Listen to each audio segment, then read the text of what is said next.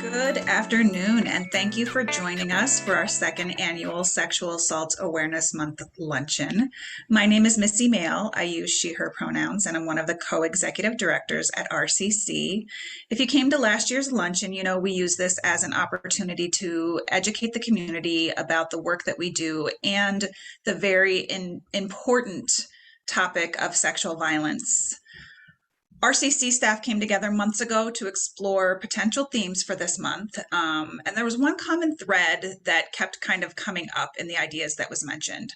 So when we peeled back the layers of each idea, we realized that there was an element of access to care in each of them.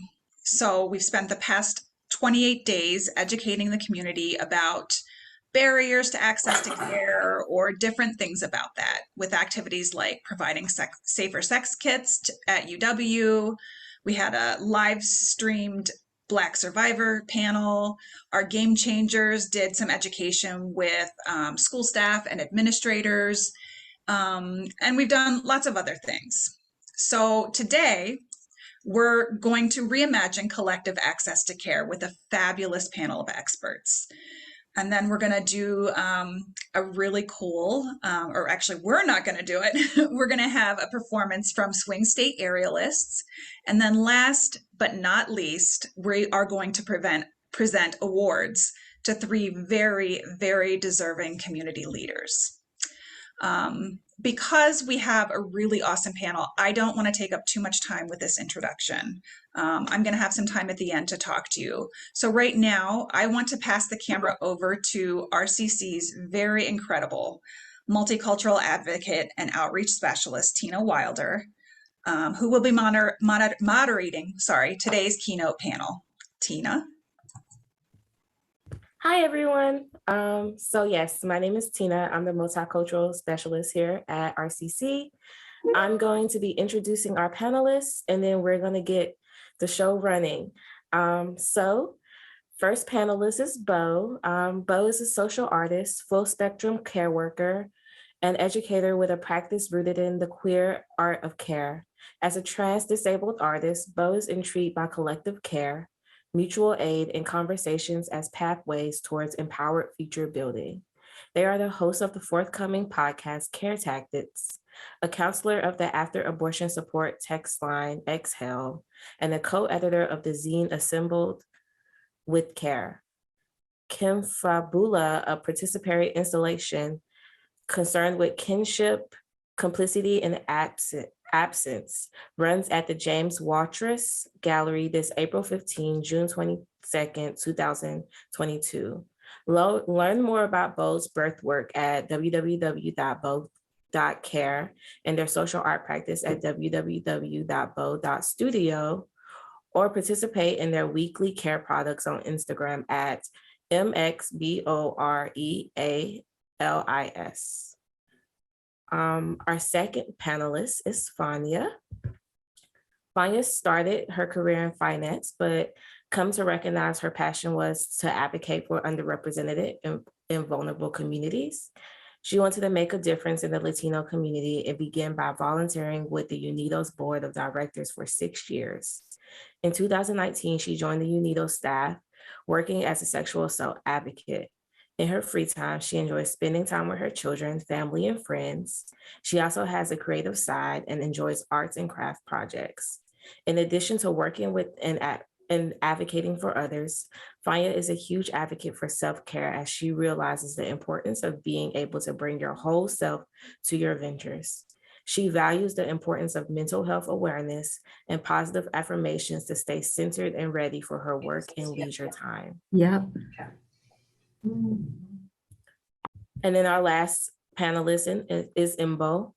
Imbo is a transformational practitioner, women's rights advocate, and humanitarian aid worker focused on responding to and ending violence against women and girls. She supports professional women to take more control of their career and create a whole life that honors their values, needs, and desires to be of service in some way. Imbo knows that each of us is inherently powerful and also interdependent with one another and the systems we live in. As a practitioner, she draws on multiple modalities within a feminist, anti-oppressive, and trauma-informed approach. Imbo graduated summa cum laude from Duke University with a BA earned a Master's of Philosophy in Ethnic and Racial Studies from Trinity College, and a JD from the Washington College of Law, American University. She is also a former commercial litigator and legal aid attorney representing survivors of intimate partner violence.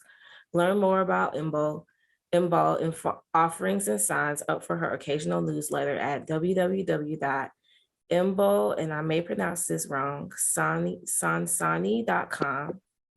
Instagram, Imbo Sansani, and LinkedIn, www.linkedin.com/Imbo Sansani, she, her, BB8B967.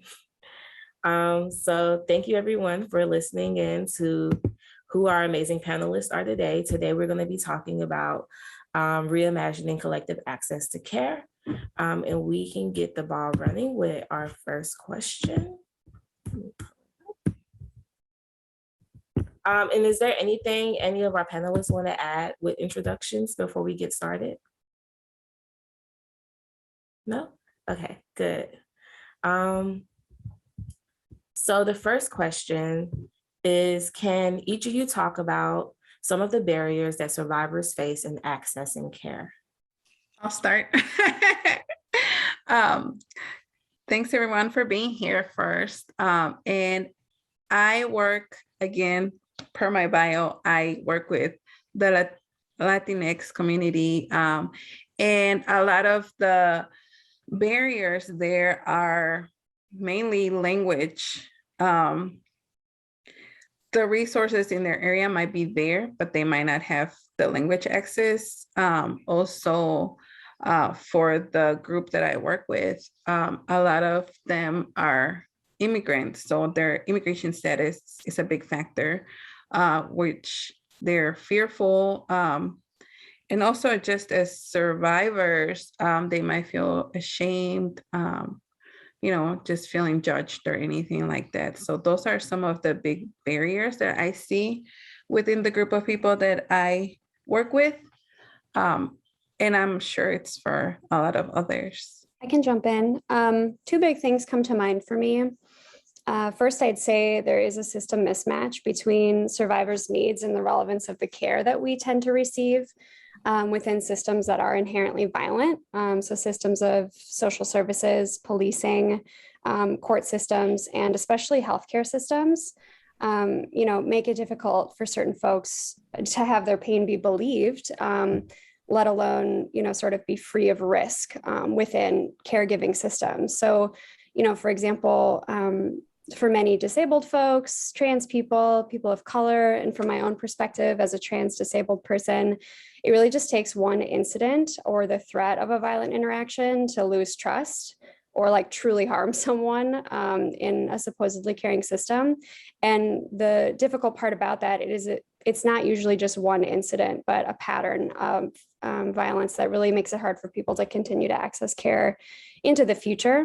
The other big thing that I think we're going to end up talking about a lot throughout this panel is the separation of our lives and our social services as a barrier to access. So when we see certain forms of care as a separate thing that we go to and we get when a problem happens, we're inherently going to be facing barriers to accessing that care in the long run. The only thing that I would add at this point, hi everyone,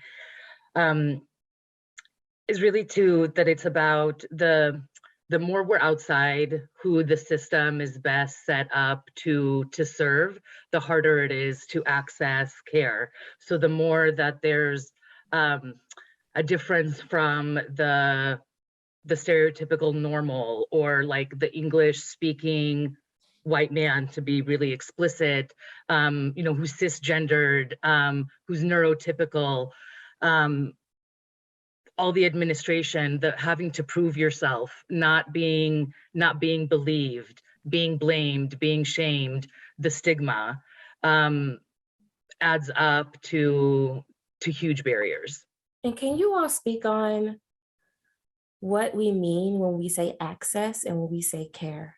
Yeah, that's a good clarification right away. I think lately I've been really persuaded by the idea that care is a kind of freedom, and this idea that, power and freedom to participate with autonomy and trust, and the opportunity to shape our own healing journey is all sort of wrapped up in not only access, but care, having our needs met, through food and healthcare, but also through social connections, play, and rest. I think, at least aspirationally for me, care is about supporting the freedom of others or ourselves in our interactions. I also agree with that. I would say that care is when somebody actually shows, or welcomes you, makes you feel comfortable when you're going out to ask for resources or for help.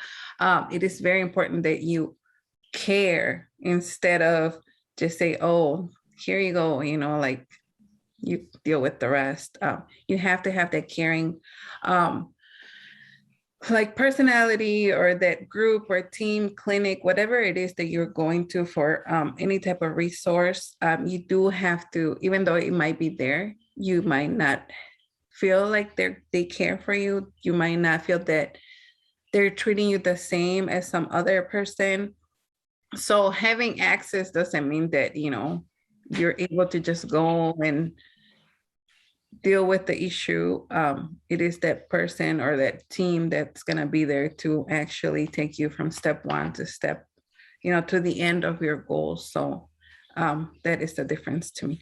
I see care very similarly. And what I would add is that it's really about what does somebody need for their particular experience, for where they're at, and how can you support them to meet that need.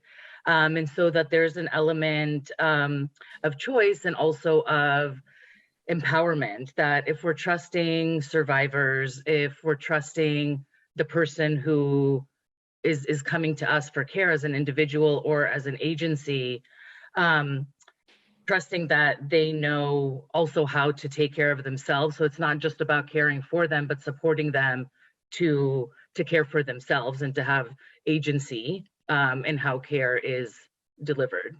Yeah, and I'm hearing quite a bit about you all talking about care being this thing that is survivor-centered. So that leads great into our next question, where this movement work must be survivor-centered and survivor accountable. What are ways and practices for keeping survivors and those most impacted at the center and forefront of the work? I was pausing in case someone else wanted to go first, but I can jump in. I think, the first thing that we always talk about is really not only, listening to survivors, but leaving plenty of space for agency within decision-making on a particular healing journey. And I think something that's been coming up for me a lot lately is this idea of how we negotiate care and the power dynamics within care. So we've kind of hinted at this, but having some control over the kind of care we receive, not necessarily this idea that we've checked the box, we did this, and this that we're supposed to do when this situation happens, but really leave space and time for folks not only to sort of change their mind about the kind of care that they want, but be able to articulate when something is or isn't working.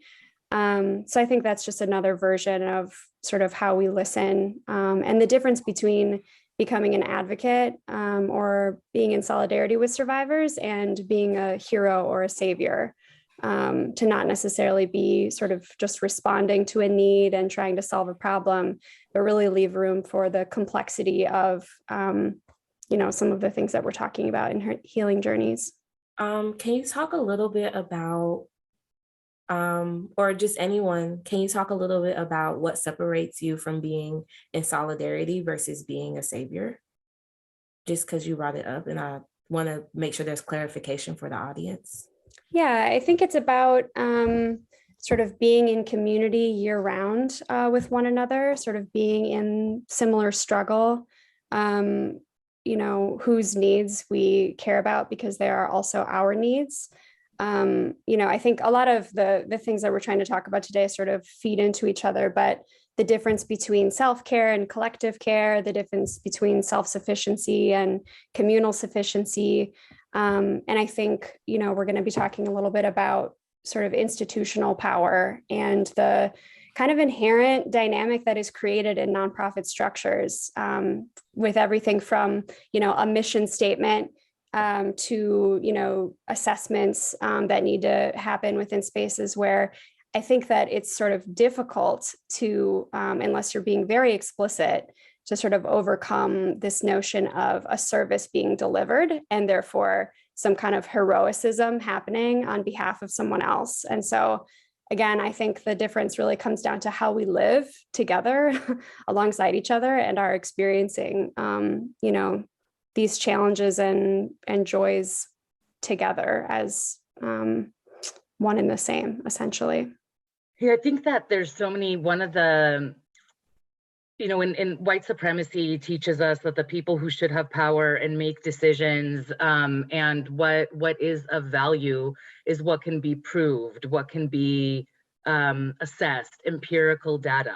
And so it's often that, what we want to avoid is we want to have where it's the services are happening in a container of trust and as much of an equal playing field, so that it's not top down, it's not hierarchical, it's not that someone has the technical expertise and knowledge or the power of the access to resources or decision-making power, but it's really about trusting that and empowering people to stay safe and to take care of themselves and honoring their decisions, because each person knows best how to keep themselves safe and also knows their own context.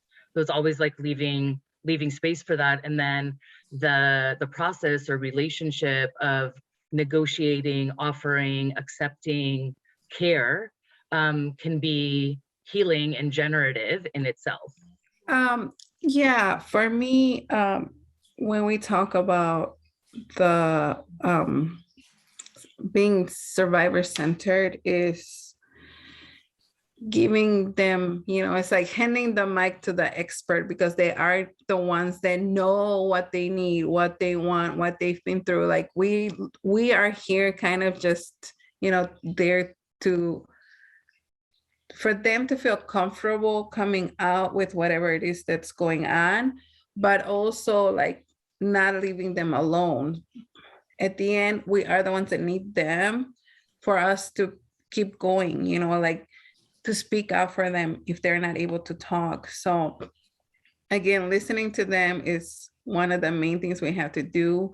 And then also creating choices that are for them, not for us or for the system or anything like that. Because if we need to heal, we need to heal. We don't need to hear, this is the policy, or this is, this is the guideline, or that's not allowed. No, how can we tell survivors that this is the way that they're gonna heal if we're not listening to them, So we learn from our survivors, and we need to just have them be that center of attention in a good way, not put them on the spot, not judge them, but just be open. Come to them with an open heart, listen to them, and stand up for them if they're not able to do so. And not be like the hero, because you are not the hero. They are the heroes for coming out, for talking about their experiences, for being able to be vulnerable with somebody that they might not know. So listen and be open. So yeah, I'm hearing really great stuff around how can we make movement work be survivor-centered, and how that just really encompassing listening and making sure that we are centering survivors in all the work that we're doing, and not being the hero, but being within community with them.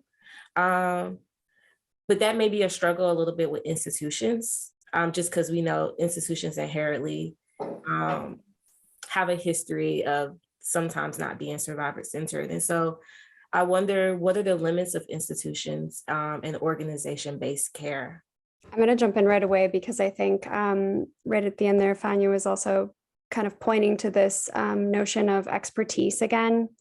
And, we sort of named the limitations of, maybe the contradictions in how we need to undertake assessments for fundraising purposes, maybe for PR, the violence of sort of mission-oriented work, and even the burnout that comes along with, genuinely trying to do something good with community. But I think the point that came up here again, even on this panel introduction, is the idea of expertise. So I think, we were introduced as experts here for this panel, and I don't necessarily see myself as an expert. And I think that there is a little slippage when we're genuinely trying to have meaningful conversation to sort of assert our authority, especially, trying to justify the existence of our organizations. And so maybe, there are ways that we're all very aware of institutional inner workings being problematic. And there are ways that sort of just happen even as we're trying to do good. Just wanted to connect those dots on this panel here today as well. And do any of the other panelists feel like there are other limitations for institutions or organization-based care?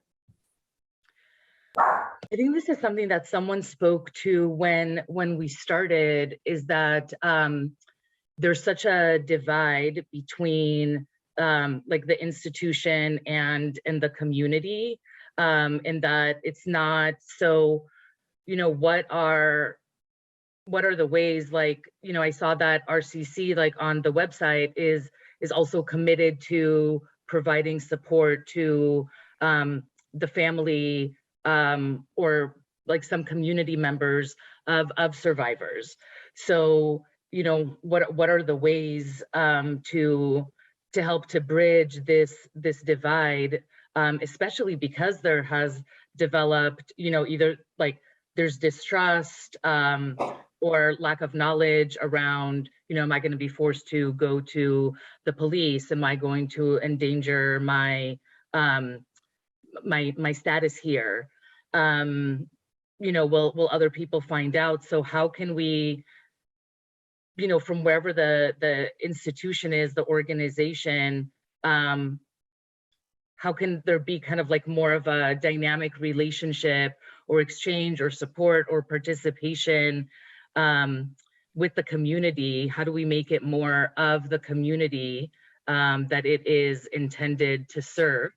And also that, could the institution help to, are there ways that it could help to cultivate care in the community? Or I don't know if there's a way to do that, vice versa, but that there isn't such a divide where you're either only relying on people in the community, and that can be, it's beautiful and also impossible. That's how people have been surviving. Could the institution support that in some way? I'll just add a little bit to that. For me, as far as like institutions, I feel like it's like organizations work to help these survivors, their families, and their loved ones. It is sometimes hard to go like above and beyond, even though like the organization wants to help. We still have those limits because our grantors, are giving us these limitations to how we can spend our money. Where can this money go? Can this person get these funds? Or like, are we able to, do anything like that they need, but because of the limitations on these grants, or like, in order for us to get funding, we also have to write stories. Like, why do we have to have our, survivor stories always out there in order for them to believe that we're doing the work? And that is really hard because it's like we're doing the work. During the pandemic, like our numbers went up. We know how many, people have been victims of sexual assault throughout this pandemic. It got worse because they weren't able to leave the house. They weren't able to call someone. That person was there all the time with them. So if you're seeing that our numbers are going up, and these numbers are going up all over the nation, all over the world, why do we still have to have these limitations? And how, why do we need to write stories in order for you to believe us and that we are spending the funding where it's supposed to be going? Like, to me, it's a hard thing that they're just looking down on us for those little things when they know that's what we do. Yeah, it's making me think of like, who is this evidence for, right? Like, we're constantly forced to kind of have this evidence that the work is getting done, but who is it for? Like, it's for donors, for maybe board members. I know that Bo, when we talked about this earlier, last week, Bo said something around the white standard for evidence. Bo, if you could talk a little bit more about that, if you're comfortable, that would be awesome. Yeah, I think we were all kind of touching on this, sort of understanding it in an intuitive sense. In a past life, I've worked at a number of nonprofits and in university spaces, in assessment in particular. And I think that unfortunately, the way that these institutions are built, it feels like a natural result of wanting to do effective work, right? Don't we want the data? But it isn't necessarily rooted in the needs of the people who are currently in the space, trying to learn or trying to survive or trying to sort of meet the needs of their healing journey. And it's really, I couldn't necessarily write a thesis paper about it right now, but essentially, it's about maintaining systems as they were originally built to operate, which isn't necessarily for everyone here on the panel today. So I think that, I think what Fanya was saying really, speaks to me as well, like the stories that we tell in order to justify the work that we're doing, rather than necessarily responding to who's at the table. And it's rooted in the power dynamics continuously upheld by whiteness, in part. I guess that's what I can say about it for right now. I'd love to hear others' thoughts. I think the irony is that it's so inefficient to constantly prove that that sexual violence is happening. Like Fanya said, it surprised no one working, to end sexual violence, to end intimate partner violence, that it increased, over lockdown and in the pandemic. Every single humanitarian emergency, there is, we need to prove that there's sexual violence, that it increases when it makes sense, and it happens every single time. It's been happening for millennia. Like, rape as a weapon of war is extremely effective. So it's also that so the fact that we have to prove things that consistently happen. And I think the other thing is all of the paperwork.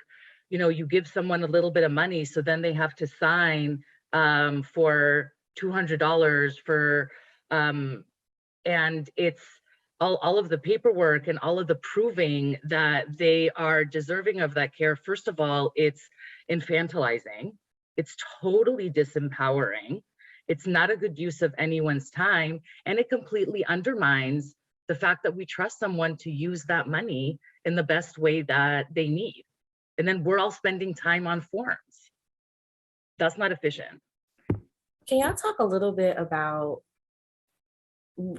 there's these restrictions that organizations have that make it somewhat difficult for them to do organization-based care. But can you talk a little bit about what are some ways that agencies can be actively more accessible to different communities? Yeah, something that we had talked about last week is being very clear about relationship to police among particular agencies, for instance, so that when folks are trying to access care, they understand the potential ramifications of sort of reaching out to different organizations. That's an example of something that I think could be beneficial to a lot of people. And the other that we talked about is this idea of maintaining real referral lists, and not particularly seeing a single agency as the hub that can be infinitely accessible to everyone, but have deep relationships with others in the community who are doing the work, and then maintaining those relationships to understand, is what we think happening actually happening when we refer folks out to these other places. I agree with that because we already talked about this last week, but you guys didn't hear it. I want to kind of give an example of this problem with connecting people to other organizations that you think might fit the box. I worked for a financial in the past, and I remember there was somebody that didn't speak English, and they transferred the line to me because the person didn't speak the language and I spoke Spanish. The person that was on the other side of the line started speaking, I believe it was Chinese. And I had no idea what they were saying. And I'm like, I'm so sorry, like, hang on, I was trying to help them out still because they did have a little bit of English. But they were like, they say you spoke my language. And I'm like, I don't speak your language. I'm so sorry. I somehow ended up helping them. But that is, what happens when you think this organization helps somebody for whatever reason it is, that if you don't connect, we need connections, we need connections with each other within, survivor-based spaces, because just because somebody, either is in the field of helping survivors of sexual violence, it doesn't mean that, they are a fit for that person, that, they're going to be able to understand them. Like, it's not that easy, it's not, I think as part of us doing the work, we should know better to connect with each other so we can know the work, the background that we have, how we can help each other, and definitely not just be like, go there, because we can all help somehow. So just that connection is very important to me. It doesn't matter what the language or, we all do this because we want to help. And I believe that sometimes we just kind of get overwhelmed with each other's work or, our own work.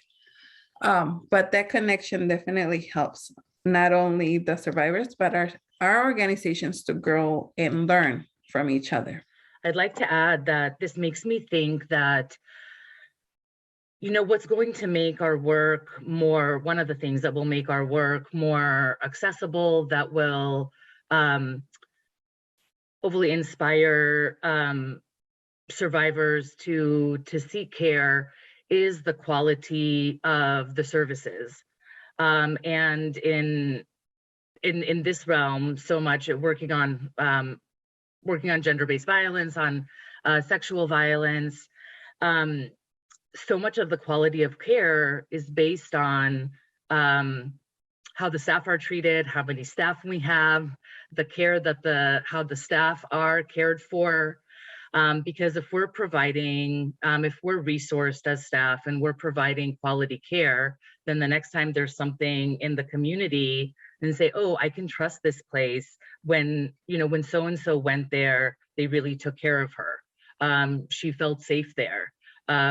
People talk with who they trust. So at least in the communities that I worked with, this was the quality of the care and the feeling that someone has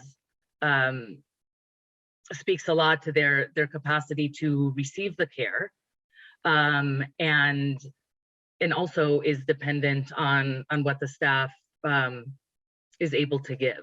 If I could just elaborate on one more piece here that you all are talking about, it brings to mind the difference between sort of good enough care and actually great care. Like you're talking about quality, relevance. When we're talking about gender-based violence, I think something that I've seen among many of my trans peers is we sort of come to accept good enough care because, it sort of feels like asking for a lot to have needs be met that are or care be relevant. And so unfortunately, we kind of forego the idea of really receiving high quality care. And so, I think kind of what we're getting at here is recognizing whether it's a referral or it's our own work. Is this just sort of checking the box because we found a trans tolerant therapist in the area? Or is this truly great, trans relevant and trans affirming care, for example? And I know, and we'll talk a little bit about trust and trusting agencies and organizations, which lead us into our next question, which is a long one, so bear with me. But to reference Adrienne Marie Brown, Vision of Emergent Strategy, we can only build relationships and community at the speed of trust. Trust is something that notoriously builds slowly but can crumble quickly. We live in a hyper-individualistic society, so what does it mean to need one another and that we are dependent on one another, on each other for survival? Go ahead, Bo. We're all very good at waiting for someone else to have a chance to speak first. So please interrupt me if I'm saying something you wanted to say. I think we kind of talked about the idea of questioning expertise or authority. And I think when we talk about needing each other, we need to, it is important to question what that dependency looks like. Whether it's sort of a forced dependency or we are truly interdependent. I think there is a lot of really great work happening in queer CRIP communities around pod mapping and care webs, and kind of questioning, where are we dependent on the state, because that is the best way to have a particular need be met while maybe our peers are also sick and can't necessarily meet those needs, and in what ways are we able to depend on each other to meet our care needs in authentic and joyful and pleasurable ways. I think that one other thing I would just add there is that the society I navigate and live in talks a lot about self-care and self-sufficiency and kind of the self-made man. And I just wonder what it would feel like to talk more about communal sufficiency and collective care when thinking about how we need each other to survive. I'll go next. I believe that in order, within what Bo is saying, in order for us to even exist, we always need each other, right? However, like this world is full of power and powerless. But I feel like as a human being, you're born to a mother, you have a family, you have a circle of friends. So for us to just like be alone or, just think of us alone, like even like, let's say when you were doing some type of self-care, why are you doing this self-care?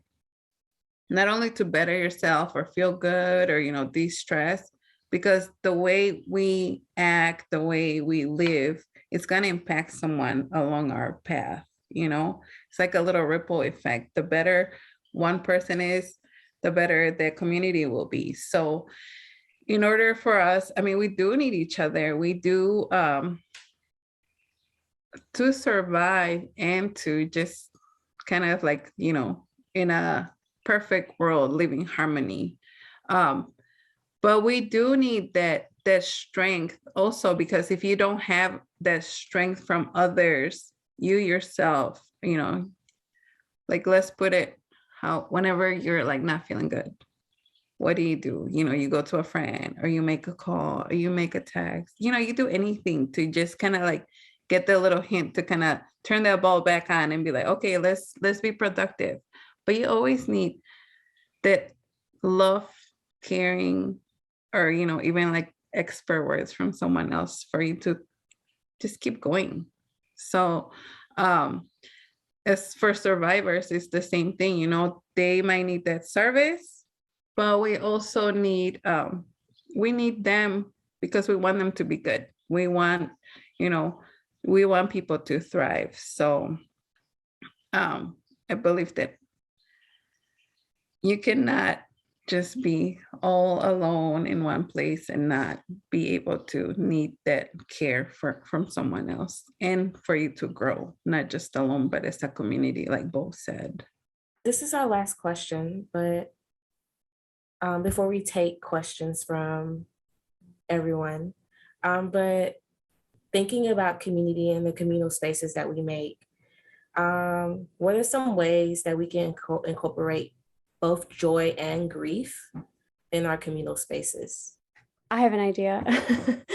I think maybe something that we haven't talked a lot about today is destigmatizing open communication around topics that we've maybe raised to feel are difficult or feel difficult in the world that we're navigating right now. So whether that's talking about accountability and conflict, reproductive wellness, reproductive control, including abortion and death. You know, these aren't necessarily things that we're always comfortable talking about out in the open. And in talking about these things openly and even navigating when they're uncomfortable, we can sort of destigmatize them to the point of creating connection, not only around healing in difficult times, but in our joy, and really experience the, you know, what it means to be multifaceted people, you know, navigating maybe grief that goes around with us everywhere we go, and also the opportunities of joy that can follow us around anywhere we go. Yeah, I think there's it's interesting, the, you know, just similar to what Bo shared, that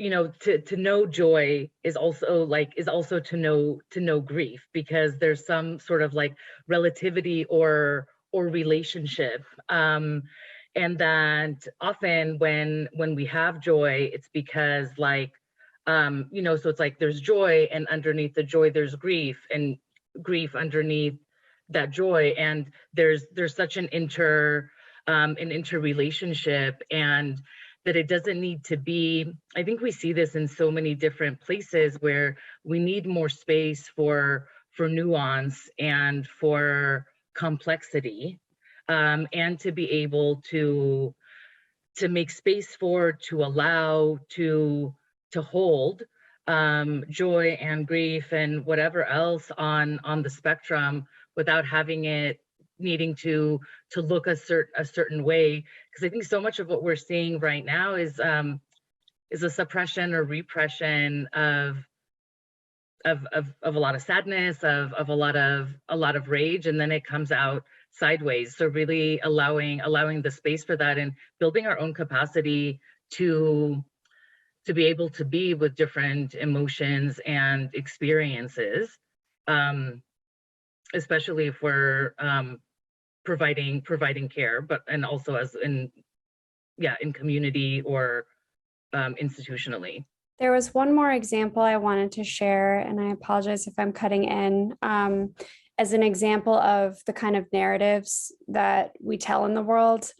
I think a lot of queer folks are acutely aware of the ways that the stories of trans people are really quite tragic out in the world, and, you know, in our lives. And I think that there's been a lot of work to be done to recognize the possibilities in telling joyful stories among trans folks and trans survivors.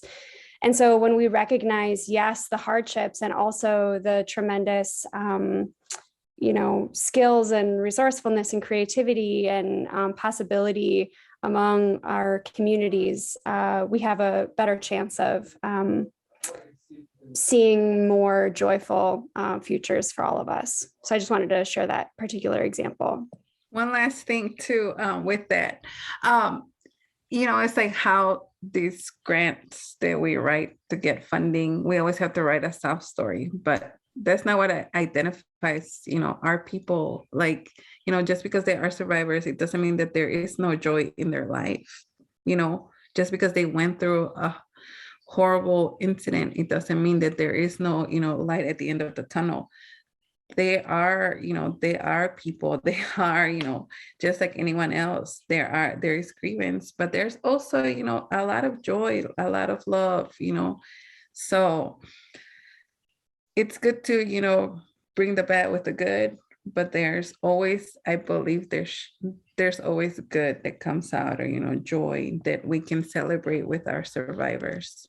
That's all of the questions I have. We have a question in the chat that I'm going to read off. It says, "Hi all, gratitude for your wisdom, panel. Question, how can we consider a coalitional ethic? If we consider survivors themselves as a coalition given survivors exist across identities, how might we create space for difference in desire, hope, and healing within that coalition?" I don't know that I understand the question. So if you have an idea, I could riff. I think my first response is that it's the same way that we create space for difference in desire, hope, and healing in any spaces we navigate. Understanding that I apologize, there's someone else also talking in my space. We recognize that there may be protected spaces where folks will feel more comfortable, being among affinity groups where they can explore these desires sort of without an audience. And then I would say, recognizing that it is that sort of mission-based mentality to assume there is one solution for a particular challenge that our community faces. So if we commit to there being many possible solutions or versions of living in the world, then the possibilities feel infinite to me. And I think, yeah, it's similar to how do we create space for individuals and needs, within coalitions, and that survivors are not a monolith, and that we want to see, it goes back to, there might be certain needs that that are common, then going back to the individual person and what their needs are and their own agency and authority. Yeah, I immediately thought of our question, survivor centered. If you center survivors, the rest will fall in line. And that was just my immediate thought to that question. Well, thank you all for coming and watching us. Thank you so much to our amazing panelists for sharing their thoughts with us and helping to build community within this space. I think that I'm so grateful. I've met with y'all before this, but I'm so grateful for you all's wisdom and the different point of views and perspectives that we get with how we think of collective care and reimagining what care can look like and access to care can look like. And it's just been such a fruitful conversation. So thank you so much for that.